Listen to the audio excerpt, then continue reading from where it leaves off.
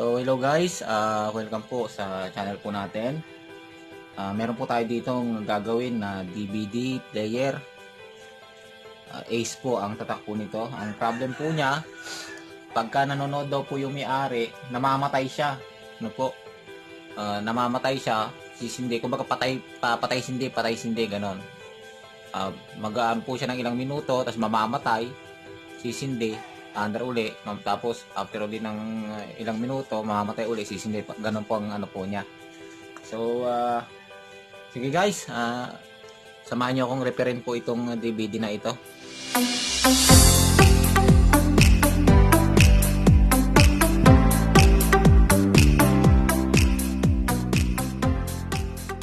Ito na guys, binuksan na po natin. So itinawag ko po yung power supply.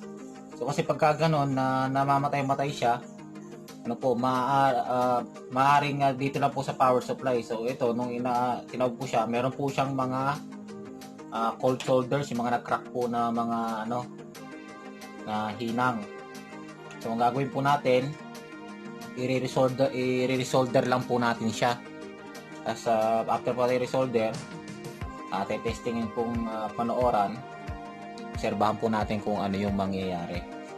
So resolder ko muna guys.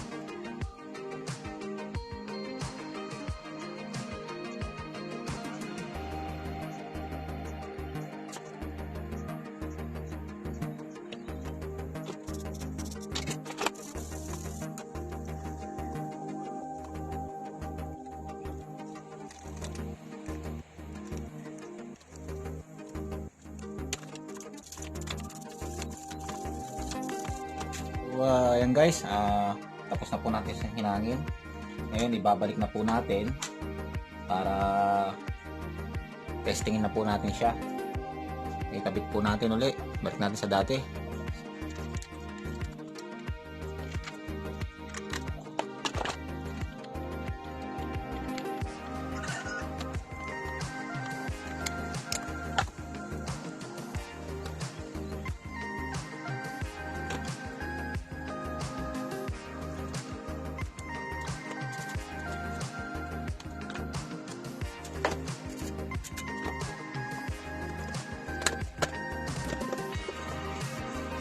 Ayan na guys, ngayon gagawin natin, testingin po natin siya, obserbahan natin, panooran po natin para makita natin kung mamamatay pa po siya.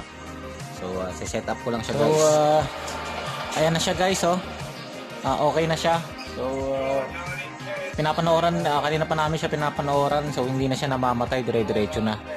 So ganun lang po, kaya siya nagmamatay-matay kasi may loose contact lang. Meron kasing marami kasing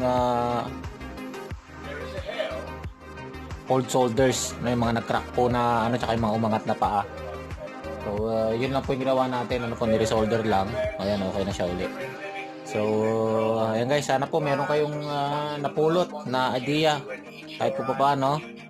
At syempre guys, huwag niyo pong kalimutan mag-subscribe sa channel po natin, at click niyo na rin po yung notification bell para updated po kayo pagka may mga bago po tayong mga videos. So marami pong salamat and God bless po sa inyo lahat.